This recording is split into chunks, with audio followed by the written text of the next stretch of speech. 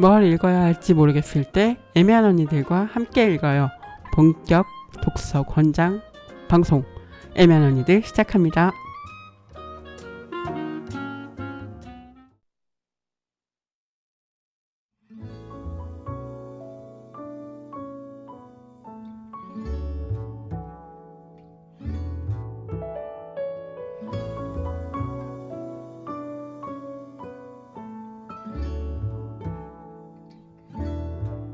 가끔 난 마냥 따뜻하고 싶어. 그대가 웃어버릴 수밖에 없을 만큼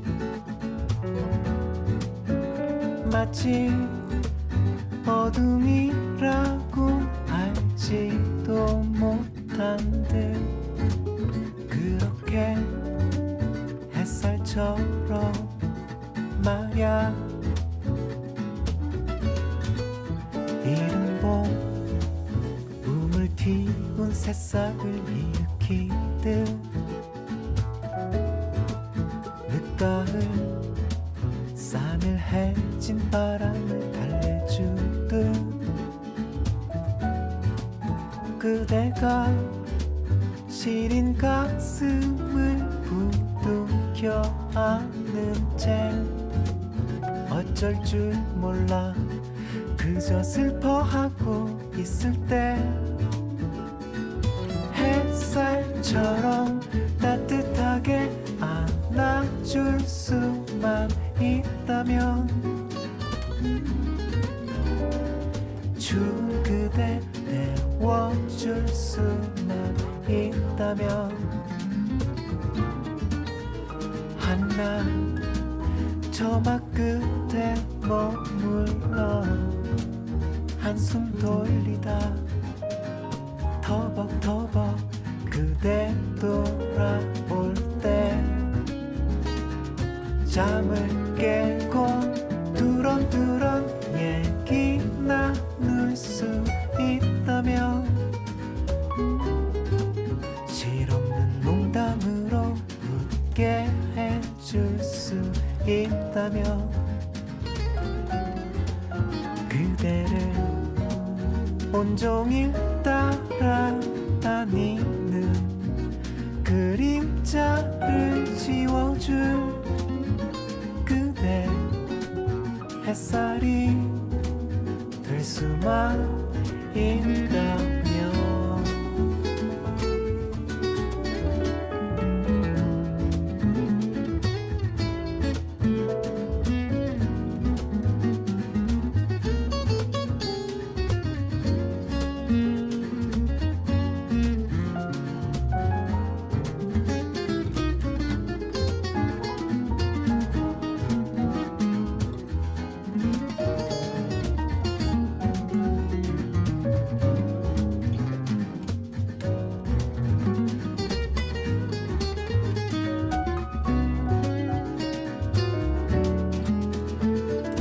두런두런 얘기 나눌 수 있다면 실없는 농담으로 웃게 해줄 수 있다면 그대를 온종일 따라다니는 그림자를 지워줄 그대 햇살이 될 수만 있다면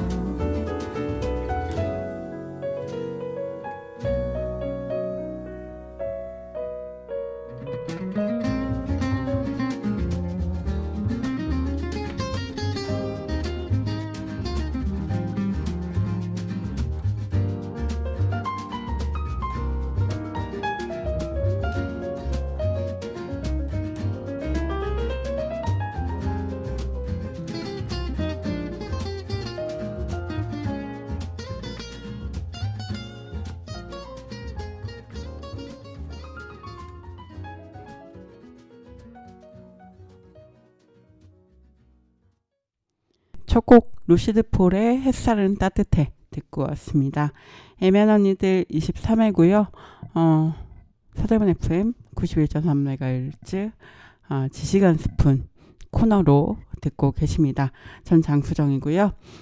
지난주 카레님과 함께한 방송에 이어서 오늘 또 새로운 분들과 함께 이야기 나눠보도록 할게요. 오늘은 이태원 참사 1주기가 얼마 전이었죠. 1주기를 맞아 출간된 우리 지금 이태원이야 라는 책의 이야기를 함께 나누려고 합니다. 12구 이태원 참사 작가 기록단에서 활동하시는 연혜원 기록활동가님 그리고 이주영 씨 아버지 이정민님 모셨습니다. 함께 인사할게요. 안녕하세요. 네, 안녕하세요. 반갑습니다. 네, 제가 소개 드렸지만 각자 좀 소개 좀 부탁드립니다. 네, 저는 희생자 이주영의 아빠 이정민이고요. 현재 유가족협의회 운영위원장을 맡아서 활동하고 있습니다. 네. 네, 안녕하세요. 저는 12구 이태원 참사 작가기록단의 기록활동가 연혜원이고요. 그 외에 투명가방끈이라는 단체에서 활동하고 있는 활동가이기도 합니다.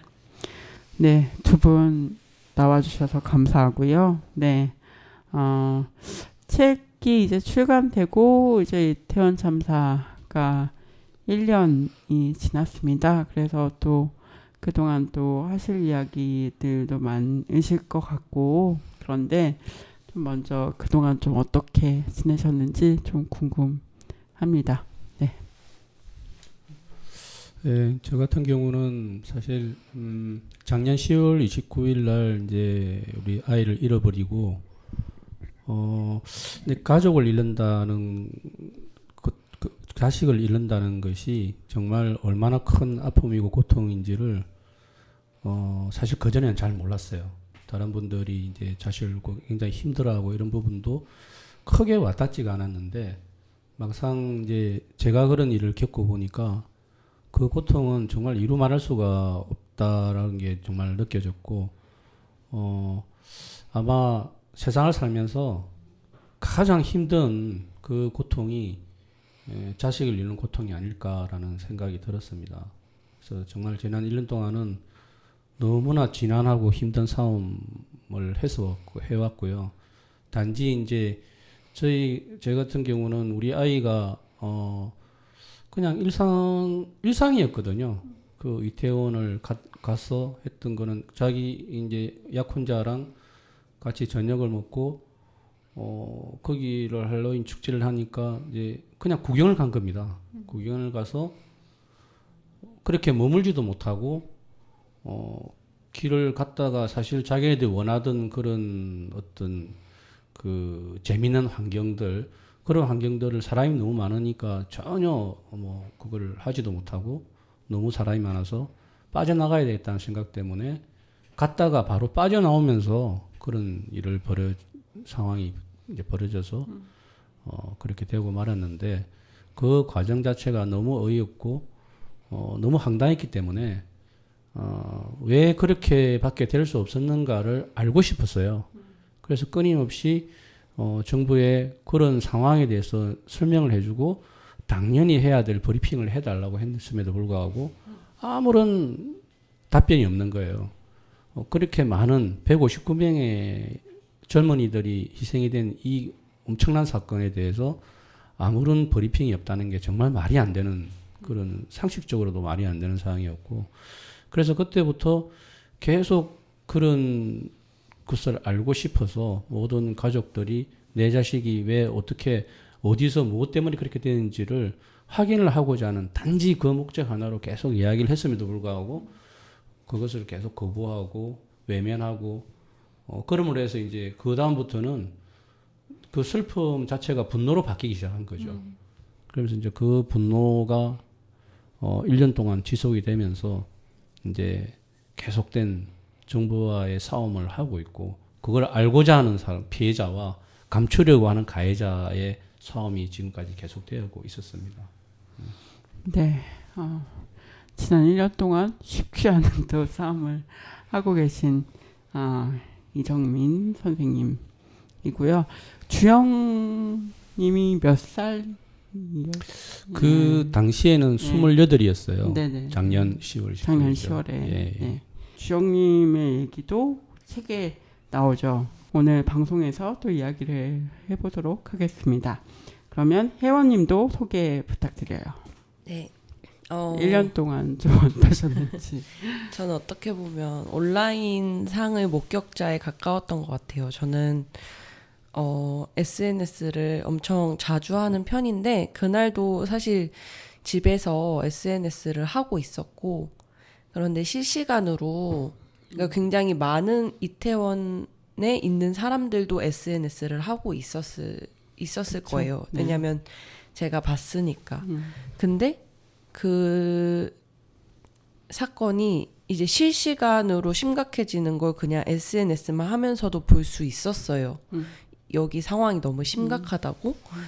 근데 이제 저는 방에 있으니까 이 심각함 정도가 어느 정도의 심각함인지 사실 알기 어려웠는데 정말 잠들기 직전 새벽에는 이거 약간 내가 믿을 수 없는 일이 일어났다라는 것까지 느꼈고 이제 아침에 일어나 보니까 저도 가족들한테 전화가 와 있었어요. 저는 이제 혼자 살고 있는데 가족들이 이제 혹시 네 안부를 묻는 연락이 와 있었고 이제 그쯤이면 부모님까지 아실 정도로 이제 뉴스에서도 그것이 이제 뉴스로 나오고 있었고 친구들한테도 연락이 와 있었고 네. 그리고 저는 활동가이면서 동시에 연구자이기도 한데요. 저는 이제 다른 청년들을 인터뷰하고 있는 과정이기도 했어요. 그래서 그 다음날 일어나서 처음 한 일도 제가 인터뷰를 한 인터뷰 참여자분들에게 문자를 돌리는 일이었거든요. 안부를 묻는 일이었어요. 그리고 나서 계속 뉴스를 보면서 작년 하반기는 정말 무기력하고 정말 분노에 가득 차서 보냈었던 것 같아요. 이렇게 내가 믿을 수 없는 일이 일어났는데 내가 할 수 있는 일이 아무것도 없고 국가도 아무것도 하는 게 없어 보이고 오히려 더 큰 고통을 주고 있고 그런 상황에서 이제 올해 2월에 기록 활동가를 모집한다는 이제 공고를 보고 제가 할 수 있는 일이 기록이라고 생각을 해왔거든요. 이제까지 인터뷰를 하는 작업을 많이 해왔었고 그래서 무엇이라도 하지 않으면 내가 너무 힘들고 그리고 이것은 그들의 일이 아니라 우리 모두의 일이기 때문에 제가 할 수 있는 일을 찾다가 정말 그 공고를 보고 바로 망설임 없이 사실 지원을 했었거든요. 그래서 이제 함께 인권의 관점에서 사실 기록하는 수업도 듣고 같이 배우고 하는 시간도 굉장히 오래 있었어요. 그리고 이제 여름부터는 다른 유가족 분이신 유지님을 만나서 인터뷰하고 이제 여름부터는 열심히 책을 쓰는 일을 하면서 지금은 이제 책을 내고 책과 함께 할 수 있는 얘기들을 찾아다니면서 지내고 있습니다. 네, 그렇군요. 1년 동안 또 여러 가지 감정을 느끼면서 또 조금씩 또 이 기록도 함께 하시고 또 그랬던 것 같습니다. 네, 그러면 저희도 노래를 좀 듣고 와서 이야기를 이어가 볼까요? 네, 첫 곡은 그 이정민 님이 신청하신 곡인데요. 모든 날 모든 순간 신청하셨는데 어떤 노래인가요? 네, 저희가 이제 우리 아이들이 어릴 때부터 이제 커서 같이 어울려서 캠핑도 가고 같이 이제 할 때까지 사진들이 기록이 쭉 있어요. 네. 우리 이제 가족 사진이죠. 쭉 어릴 때 이제 그 사진을 묶어서 영상을 만들면서 그 배경음악으로 만들었던 그런 음악입니다. 네, 그러면 노래 듣고 오겠습니다.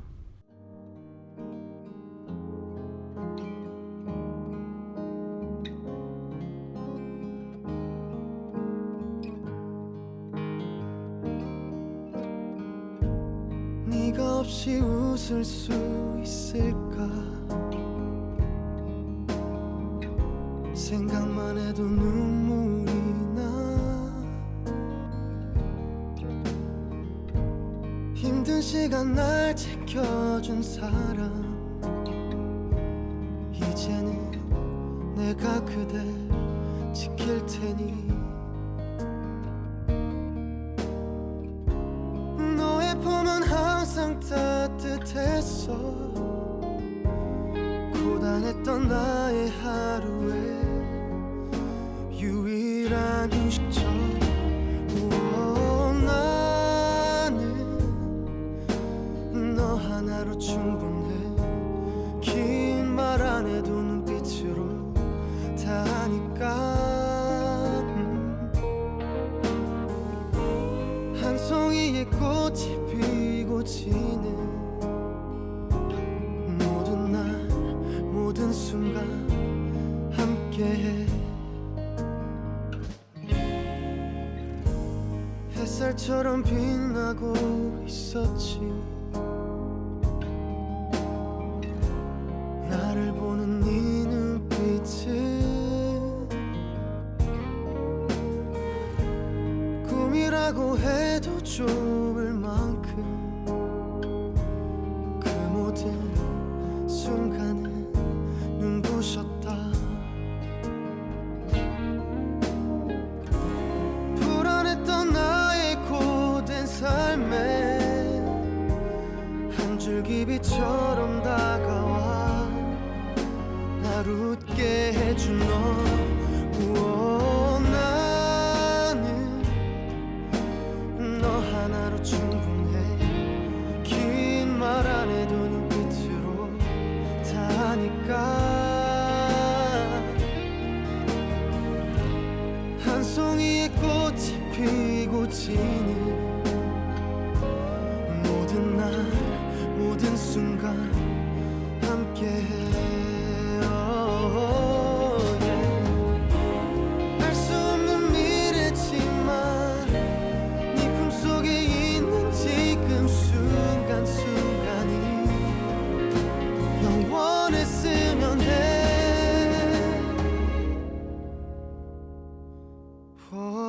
갈게. 바람이 좋은 날에 햇살 눈부신 어떤 날에 너에게로 처음 내게 왔던 그날처럼 모든 날 모든 순간 함께해.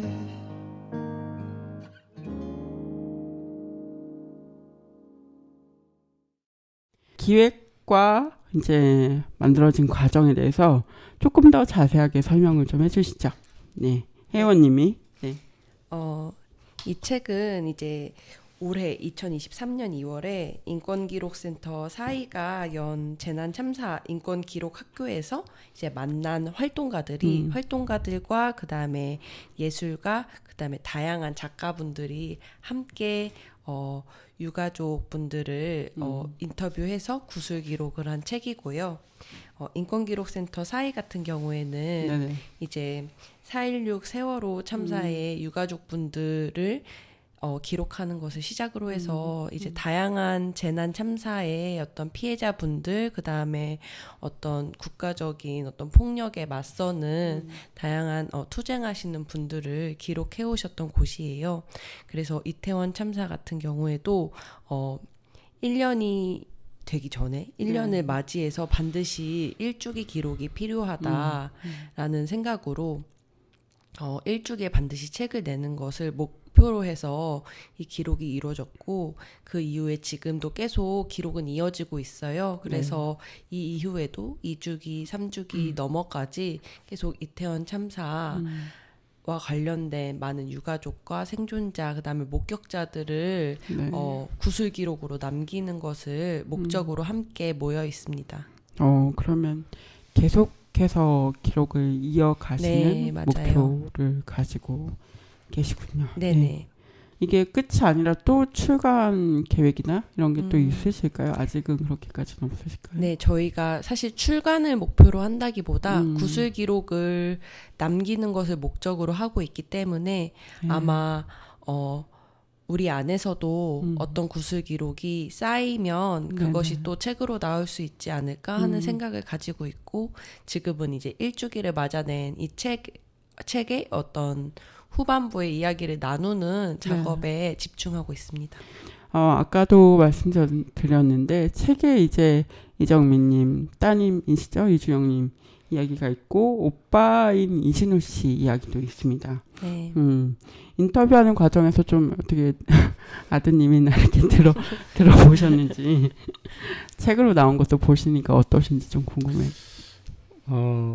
이제 우리 애 같은 경우는, 아들 같은 경우는 전혀 그런 이야기를 안 해요. 인터뷰를 하고 와도 어떤 인터뷰를 했다, 어떤 이야기 했다, 이런 이야기를 전혀 하질 않습니다. 그래서 이제 그냥 각자 따로 이렇게 하는데, 저도 지난 1년 동안 수많은 매체 언론에 많이 이제 인터뷰도 많이 했었고, 이야기도 많이 이제 했었어요. 그래서 제가 가지고 있는 생각들이나 이런 것들은 굉장히 많이 이제 알려주고 이야기를 했었는데, 사실은 다른 부모님들도 마찬가지죠. 근데 사실은 남아있는 형제자매 아이들의 생각은 사실은 우리가 그까지 생각을 할 수가 겨를이 없었어요. 그래서 그 아이들이 어떤 생각을 가지고 어떤 마음일까에 대한 배려가 좀 없었지 않나 하는 그런 사실 좀 후회도 많이 들었고, 또 좀 더 챙겼어야 되지 않느냐라고 이제 많은 생각을 했었는데, 이 책을 보고 난 뒤에 더욱더 그런 생각이 많이 들었었어요. 그러니까 이제 이 아이들이 이제 자기 본인들도 굉장히 그 슬픔이라는 걸 가늠하기 힘들 정도로 힘들지 않겠습니까? 근데 이제 어떤 부모님들은 그런 이야기도 했어요. 너무 슬퍼하고 하루 종일 슬퍼하고 계속 그렇게 하고 있는데, 남아있는 아이가 볼 때는 자기만큼 슬퍼하지 않더래요. 그래서 너무너무 화가 나가지고, 어떻게 너는 너 형제가 그렇게 됐는데 어떻게 그렇게 슬퍼하지 않을 수가 있느냐라고 굉장히 원망을 많이 했다고 하더라고요. 원망하고 굉장히 속도 상하고 그랬다고 이야기를 하던데, 그러나 사실관계를 확인해 본 그것보다는 그 남아있는 아이가 그 부모님이 슬퍼하는 그 슬픔에 자기의 슬픔을 같이 숟가락을 떠서 얹고 싶지 않았던 거죠. 그래서 계속 불안해하는 모습으로 쳐다보면서 계속 내 어머니가 무너지지 않을까, 뭐 이렇게 하는 걱정이 더 컸었고, 그러므로 해가지고 자기 자신의 슬픔을 감추고 있었던 거죠. 그래서 어머니가 무너지지 않게끔 오히려 더 아닌 듯한 행동을 하고 그렇게 했는데, 이제 부모들은 오해를 하는 거죠. 그 속의 깊이를 모르고. 그렇죠. 근데 이제 뒤에 그러한 부분들 알고 굉장히 반성도 많이 하고, 얼마만큼 그 아이들의 고통과 그런 것들이 얼마나 클까.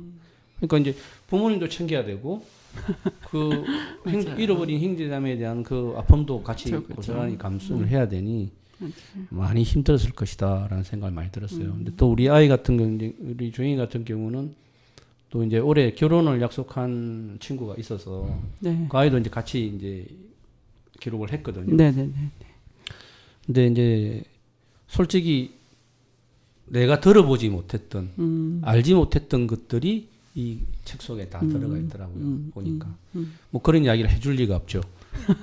둘만의 그런 애틋한 어떤 마음과 이런 것들을 둘만이 간직하고 있던 이야기들인데, 그거는 알 수가 없죠, 제가. 근데 이 책을 통해서, 책을 보면서 그걸 알게 됐어요. 이제 얼마만큼 둘이가 굉장히 애틋한 마음을 가지고 있었는가를 이제 알게 되었고, 또 이 친구가 이제 자기는 살아남고 우리 아이는 갔다는 그 죄책감이 얼마나 크게 이제 힘들어하고 있는가에 대한 것도 알 수가 있었고요. 이제 또 우리 아들 같은 경우는 이제 직장 생활도 해야 되고 여러 가지 또 활동도 해야 되니까 이제 이 아이는 본인 스스로가 견딜 수가 없어서 유가족 협의회 일을 본인이 하지 않으면 안 될 것 같은 마음 때문에 계속 뛰어들어서 하는데, 이제 제가 전업을 포기하고 나와서 이걸 하고 있기 때문에 하지 말라고, 가족 중에 한 명만 하면 된다고 계속 만류를 했는데, 본인이 도저히 하지 않으면 견디지를 못할 것 같아라고 어떻게든 뭔가를 해야 되겠다는 마음 때문에 해서 그래서 말릴 수가 없었어요. 근데 이제 그럼에도 불구하고 회사에서 나는 이 책을 통해서 가장 좀 마음이 아팠던 게 이 아이가 이제 회사 직장 생활 그 전과 그 후는 틀릴 거 아니겠습니까? 그렇죠. 전에는 회사 동료들과 올려서 뭐 일상적인 이야기도 하고 뭐 다른 스포츠 같은 거 보고 거기에 대한 같은 이야기도 하고 뭐 이렇게 했었는데 이 일이 생기고 난 이유는 직장 동료들이 보는 시선도 달라질 것이고 말하는 것도 조심스러워하고 그 감정적인 부분들이 이제 컨트롤을 해야 되는 다른 사람들이 볼 때는 그렇지 않겠습니까? 근데 본인은 그게 너무 싫었대요. 자기를 맞춰서 그렇게 하는 게 너무 싫어가지고 주변에서 맞춰주는 예, 그렇게 하지 않기 위해서 일상적인 거전처럼 행동하기, 거정처럼 하기 위해서 일반적인 대화나 일상의 대화를 거저음 내서 같이 이렇게 하려고 그걸 따로 공부를 했다. 네, 나와요. 예, 네. 따로 그렇게 공부를 해서 스포츠도 예, 보시고 뭐 이렇게 하셨다. 따로 해서 이렇게 했다는 그게 나는 제가 마음이 너무 그쵸. 아프더라고요. 맞아요. 이제 그런 이제 뭐 우리가 같이 있을 때는 전혀 그런 이야기를 안 하거든요.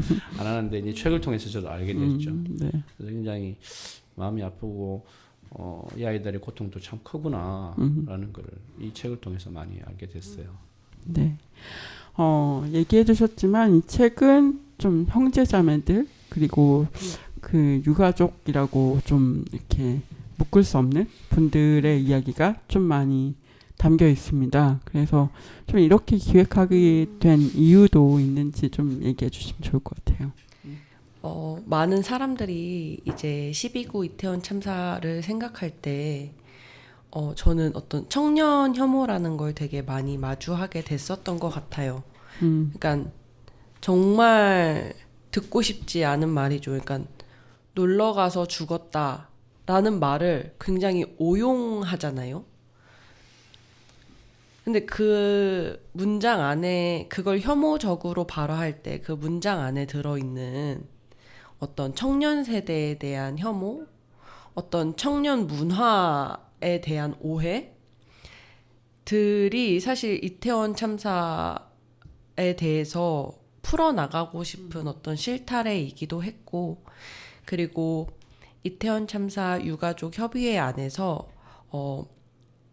소수여도 형제 자매 분들이 굉장히 중추적인 역할을 많이 하시고 계시다는 얘기도 들었었어요. 그것은 어떤 다른 유가족 협의회와 조금 차이가 있는 부분이라는 얘기도 있었거든요. 그리고 사실 이 사회가 어떤 슬픔이나 어떤 애도하는 존재라고 했을 때 소위 말하는 젊은이들을 잘 떠올리지는 않는 것 같아요.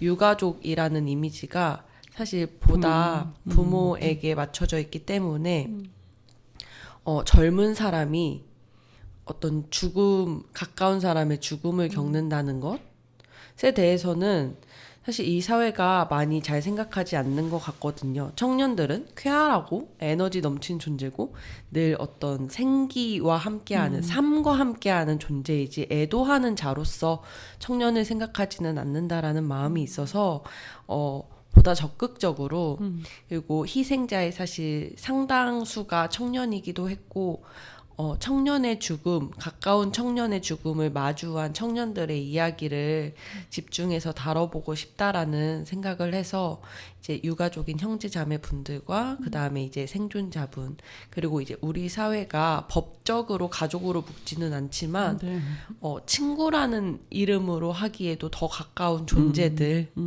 이야기를 한번 담아보자 라는 의미에서 주로 20대, 30대 분들의 이야기를 담게 되었어요. 근데 또 그것을 전면으로 부각하지 않았던 이유는 그것이 혹여나 어떤 세대론? 그러니까 이것이 어떤 청년 전부를 대변하는 듯한 이야기로 또 곡해될 수 있을까봐 읽으시는 분들만 이제 느낄 수 있도록 그렇군요. 네, 그렇게 배치를 해봤습니다. 그렇군요.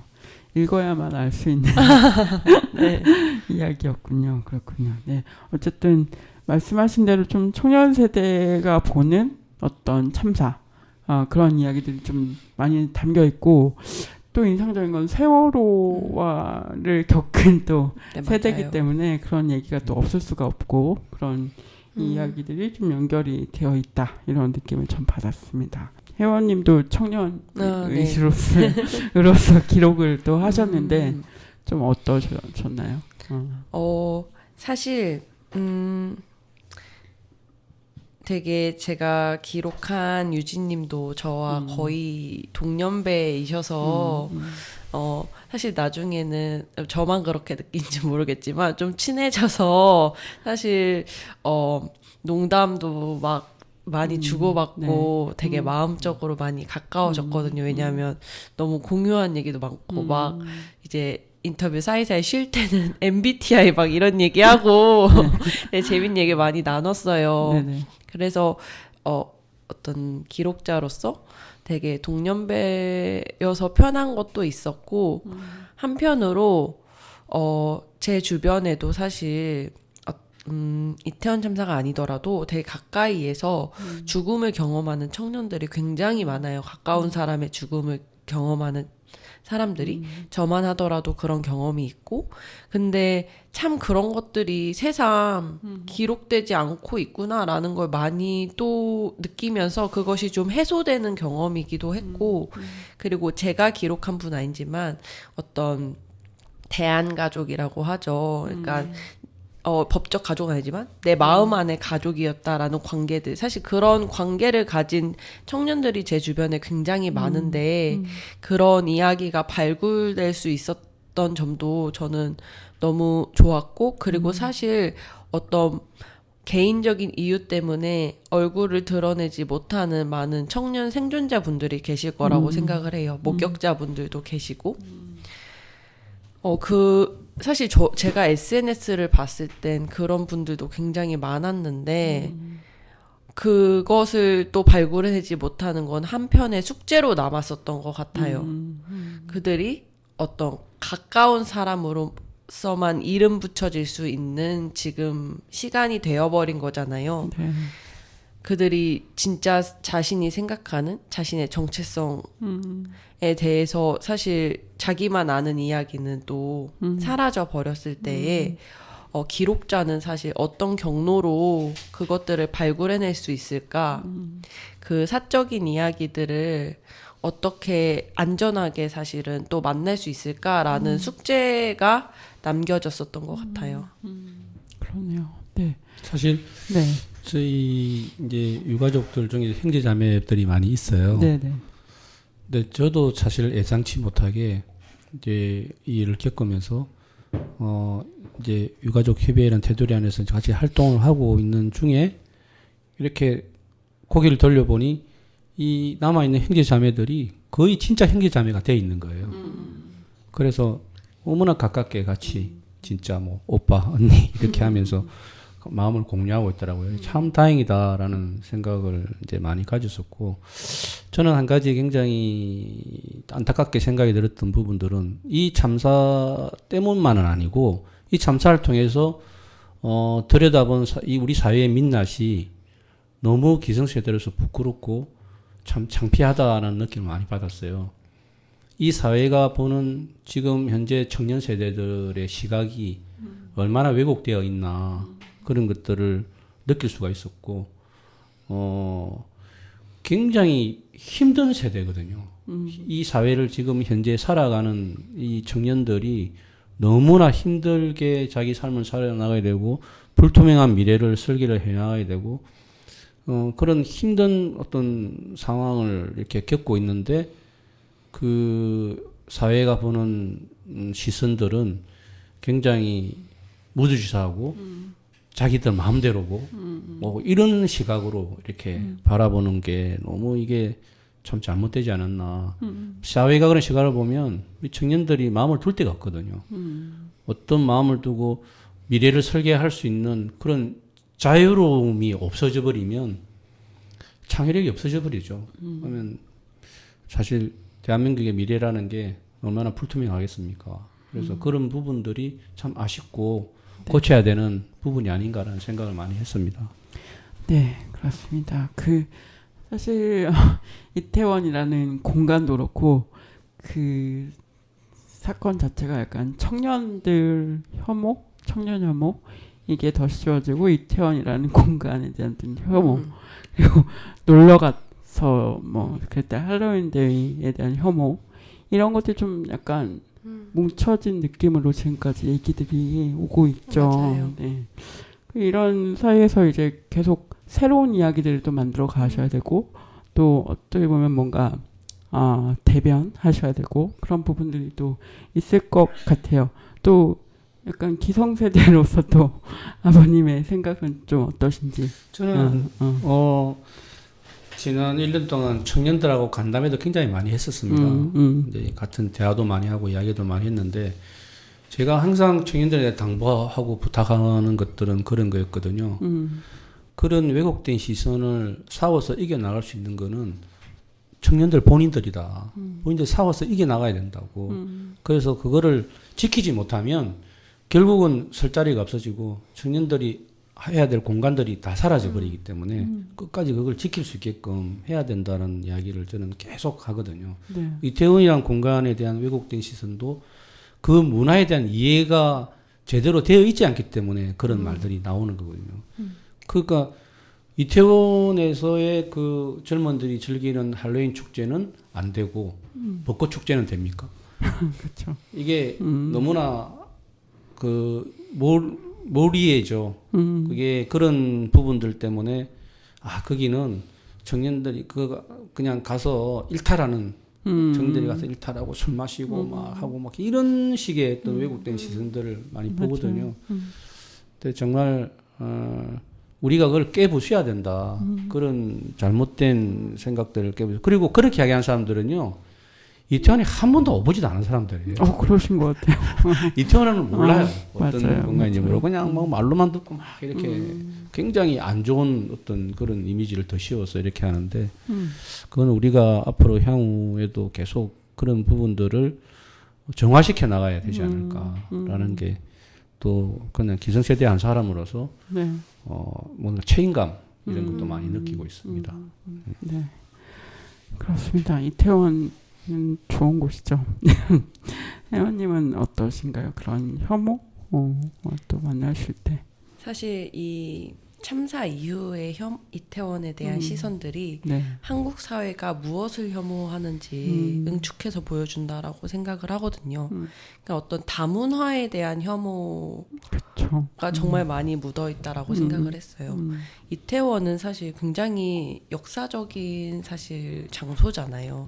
그러니까 굉장히 다양한 국적의 사람들이 살고 있고 그다음에 굉장히 다양한 정체성을 가진 사람들이 그 안에서 자기만의 문화를 지켜나가면서 살고 있는 곳이고 사실 성소수자들한테도 거긴 너무나 고향 같은 장소이기도 한데 사실 그 장소에서 참사가 일어났다는 이유만으로 그 존재들에게 품어왔던 어떤 혐오들이 정말 서스럼 없이 발사되는 것이 정말 말씀해 주신 것처럼 진짜 한국 사회에 가장 고쳐 나가야 할, 개선해 나가야 할 어떤 단면을 드러내 줬다라고 생각을 해요. 무엇을 혐오하고 있는지. 그래서 사실 많은 분들이 노력하고 계시지만 이태원에서 살아가는 사람들, 그다음에 이태원을 찾아오는 사람들이 사실 자신의 본 모습을 지킬 수 있도록 조력하는 일을 사실 기록단으로서도 사실 더 하고 싶은 일이기도 한 것 같아요. 저뿐만 아니라 다른 분들도 그렇고 우리가 이태원을 표백시키는 게 아니라 아니에요, 이태원 그런 공간 아니에요 말하는 게 아니라 이태원은 원래 그런 공간이었고 이태원의 역사라는 것에 대해서 오히려 더 많이 말하고 그것이 혐오되지 않을 수 있는 만큼 더 자연스럽고 우리 사회의 어떤 구성원들로 사실 어떻게 말할 수 있을까를 고민하는 것이 정말 계속되는 어떤 우리의 어떤 큰 숙제가 아닐까라는 생각이 드는 것 같아요. 네. 참 아이러니하게도요. 이태원이라는 공간 자체가 우리 지금 이제 희생자들을 기준으로 해서도 제가 이제 이렇게 살펴보고 조사를 해보면 디자인을 전공하는 애들이 굉장히 많아요. 그래서 이 친구들 이제 우리 아이도 마찬가지지만 디자인을 하는 친구인데 항상 거기서 창의적인 뭔가를 아이디어를 얻기 위해서 그것을 많이 찾아요. 그래서 그런 공간이 있다는 것 자체도 굉장히 중요하고 소중한 공간이거든요. 아마 대한민국에서 그런 공간을 할 수 있는 공간은 이태원밖에 없을 거예요. 그래서 지방에 있는 많은 청년들도 이태원을 오고 싶어하는 로망이죠. 그렇죠. 그래서 굉장히 많이 오고 싶었고 이번에 희생자들도 지방에서 온 친구들도 많이 있어요. 맞아요. 정말 막 시간 진짜 막 돼가지고 이번에는 꼭 갈 거야 이래가지고 갔다가 이제 아쉽게 그렇게 된 부분도 있지만 그만큼 창의적인 공간이고 젊은이들한테는 굉장히 뭔가 자기의 상상력을 발휘할 수 있는 그런 공간이기 때문에 굳이 외국을 안 나가더라도 많은 다양한 문화를 접할 수 있고 그래서 이런 공간은 정말 살려야 되지 않느냐 최대한 그런 생각을 가지고 있습니다. 네, 맞습니다. 이태원 장소에 대해서도 조금 얘기를 하게 되네요. 네, 음악 듣고 와서 그러면 또 이어갈게요. 눈의 꽃을 듣고 올 건데요. 이 곡 소개도 좀 해주시죠. 이제 이 곡은 박효신 가수가 부른 곡인데 우리 아이가 박효신의 너무나 열렬 팬이에요. 그래서 저도 사실 박효신에 대해 노래를 그렇게 즐겨 듣는 편은 아니었었는데 네네. 우리 아이를 통해서 강제로 막 계속 듣게 되고 또 박효신이 이제 뭐 공연이나 이런 것들을 티켓을 끊어서 강제로 보게끔 가서 그러면서 이제 많이 접하게 되었고 아 네. 노래를 참 잘하는 가수구나 이렇게 이제 알게 됐는데 이제 우리 아이가 이제 그냥 떠나고 난 이후에 한 번씩 노래를 들어요. 네, 그래서 이제 한번 신청을 해봤습니다. 네, 그러면 박효신의 눈의 꽃 듣고 오겠습니다.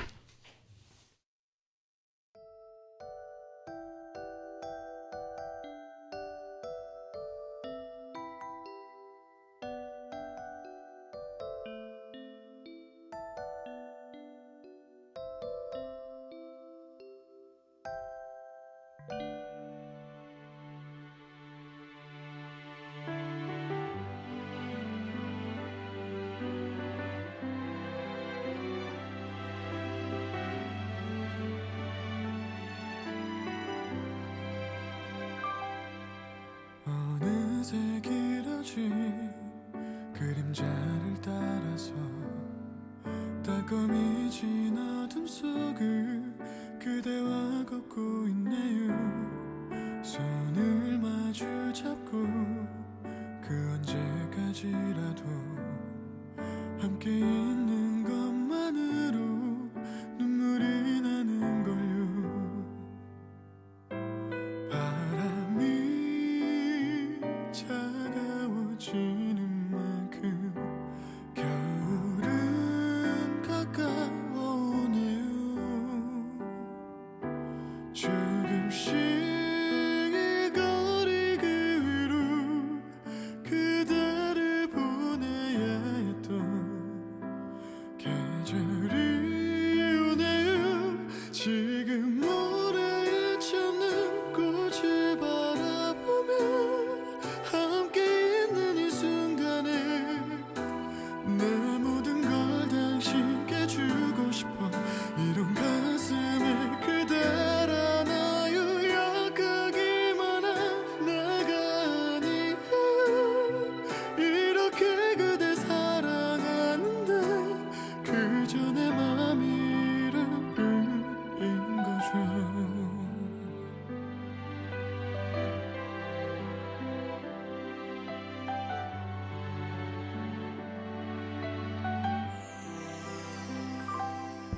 그대 곁이라면 또 어떤 일이라도 할 수 있을 것만 같아 그런 기분이 드네요. 오늘이 지나고 또 언제까지라도 우리 사랑 영원하길 기도하고 있어요. 바람이 나의 창을 흔들고 어두운 밤마저 깨우며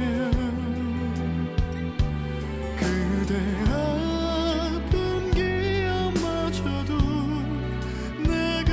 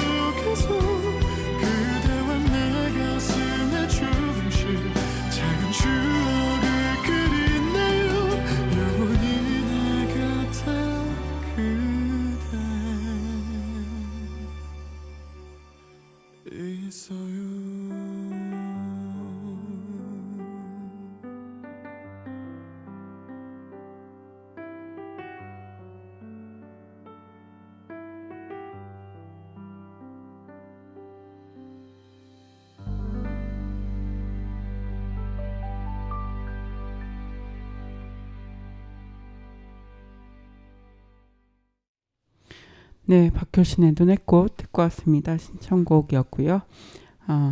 네, 주영님이 좋아하시던 노래라고 합니다. 그러면 또 이 이야기를 이어가 보도록 할게요.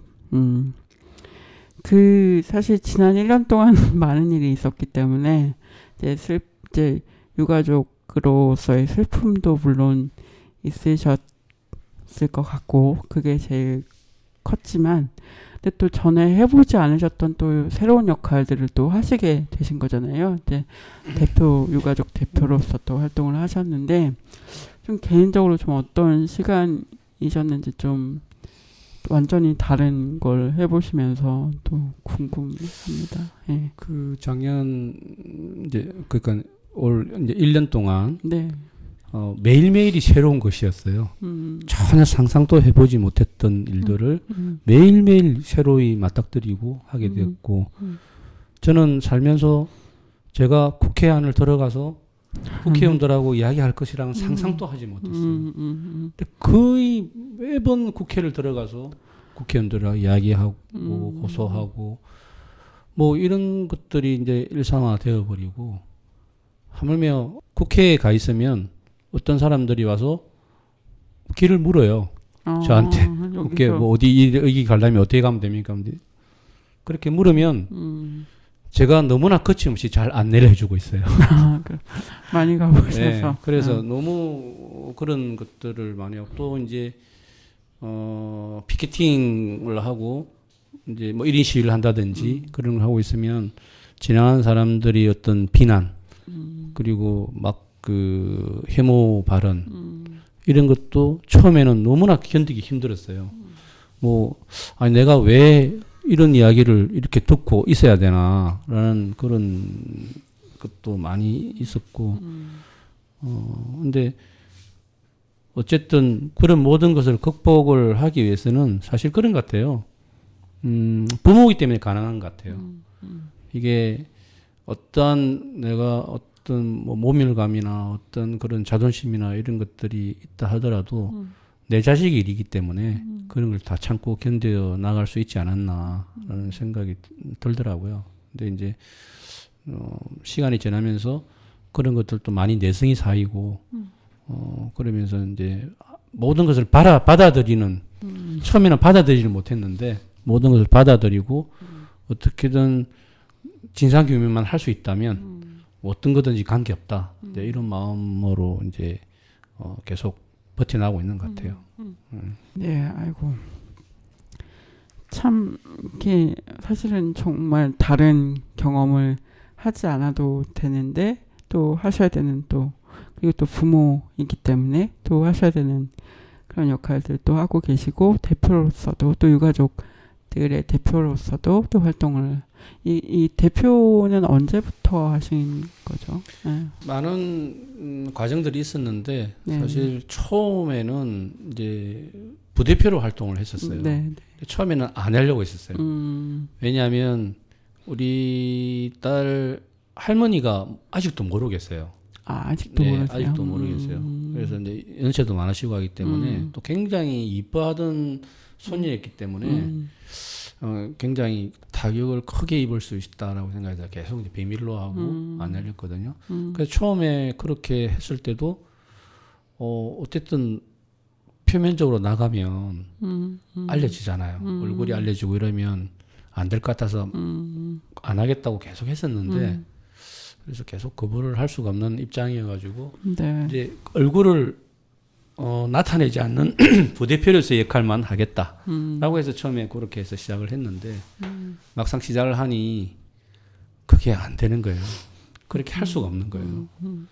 그래서 할 수 없이 이제 마음을 먹고 할머니는 뉴스를 못 보게 계속 뉴스를 차단시키고 못 보게 하고 그렇게 하고 이제 나올 수밖에 없었던 상황이었죠. 그러다가 뭐 계속 시간이 지나면서 또 이제 그 전 대표가 또 정신적인 문제로 트라우마를 겪고 굉장히 이제 그런 부분 때문에 또 이제 이 일에서 벗어나게 하고 뭐 그러다가 뭐 어떻게 제가 또 이제 대표를 맡을 수밖에 없는 상황이 되어서 하고 있죠. 그 관련해서 또 다양한 역할을 하시는 분들이 많이 계실 것 같고요. 저는 모르지만 또 이렇게 기록자 분들도 역할을 하시고 있어서 이렇게 또 만나게 됐습니다. 기록단의 활동은 이제 좀 아까 뭐 시작된 이야기도 좀 듣고 그랬는데 좀 지금도 어떻게 좀 지금은 좀 알리기 위해서 활동하고 계실 것 같아요. 책을 알리기 위해서 네, 어떤 맞아요. 활동하고 계신가요? 네. 기록단에 이제 전국 각지의 활동가들이 함께하고 계세요. 그래서 각자 이제 자기가 위치한 지역에서 작은 서점들, 그 다음에 인권단체들 중심으로 이야기 나누는 어떤 책 모임 자리들을 만들기 위해 열심히 활동하고 있습니다. 네, 저희도 방송에도 섭외 어쨌든 제안해 주셔서 이렇게 네. 또 박내연 활동가님이 또 네, 네. 제안해 주시기도 했는데 이렇게 작은 모임들이 계속 되는 것도 의미가 있겠고 또 조금 많이 사람들이 모여서 또 추모하는 그리고 기억하는 그것도 의미가 있겠다는 생각이 듭니다. 듣고 계신 분들 중에 또 이렇게 좀 자기가 있는 지역에서 좀 이렇게 모임하고 싶다, 뭐 책 같이 읽고 싶다. 그러면 좀 연락하셔서 기록단에 연락하셔서 같이 좀 얘기 나눠보면 좋을 것 같습니다. 네, 그러면 저희 두 번의 방송을 하는데 그 중에 첫 번째 방송이 이렇게 마무리될 것 같습니다. 좀 어떠셨는지 간단한 소감 들어보겠습니다. 이렇게 라디오 방송을 하는 건 처음이라 상당히 어색하기도 하고 네. 그렇긴 한데 그래도 편하게 이야기를 할 수 있어서 마음은 참 편한데 근데 중간중간에 이야기를 하다가 또 이제 울컥울컥 하는 마음이 올라와서 그게 굉장히 좀 힘들었던 것 같아요. 네. 네. 그렇습니다. 저는 신청곡이 있어서 너무 좋네요. 되게 사적인 얘기들을 나눌 수 있는 게 또 노래인 걸 새삼 약간 맞아요. 느끼는 시간이었던 것 같아요. 네. 혜원님 신청곡은 다음 주에 또 많이 틀어드리도록 하겠습니다. 네, 사실 저도 이렇게 공식적으로 참사 이야기를 하는 게 처음이다 보니까 좀 긴장도 되고 되게 그랬는데 잘 들으셨는지 모르겠습니다. 네, 그러면 또 다음 주에 또 이어가도록 하겠습니다. 마지막 곡으로 이정민님의 신청곡입니다. 서른 즈음의 김광석의 노래 들을게요. 주영님이 서른 즈음이셔서 네, 그렇습니다. 신청하셨다고 합니다. 그러면 서른 즈음에 들으면서 인사하겠습니다. 감사합니다. 네, 감사합니다. 감사합니다.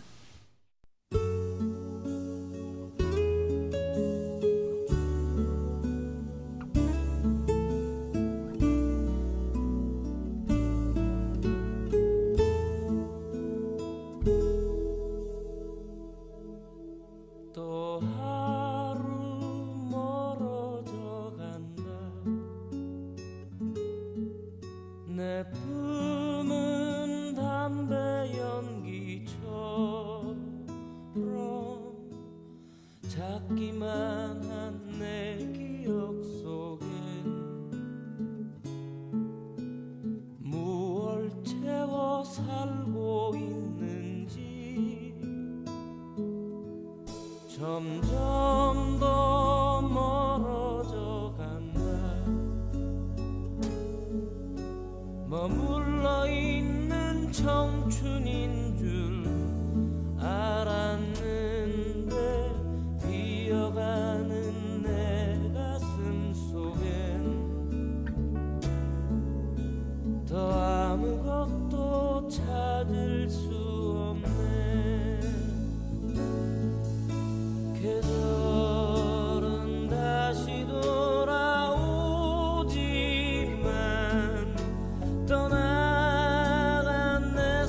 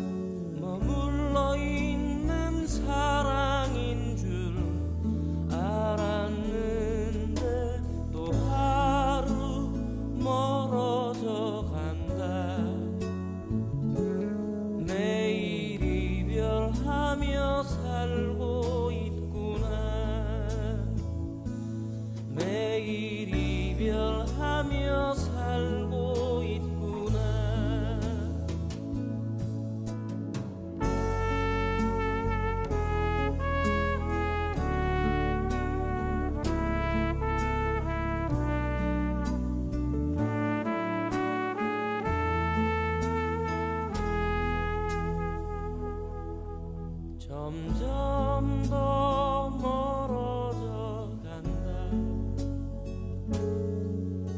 머물러 있는 청춘인 줄 알았는데 비어가는 내 가슴 속에 더 아무것도 찾을 수 없네.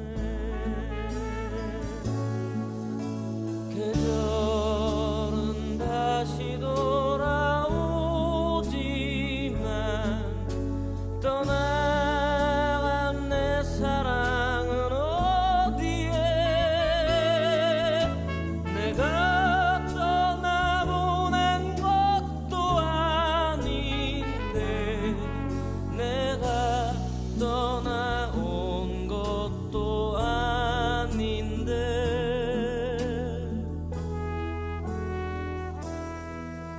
조금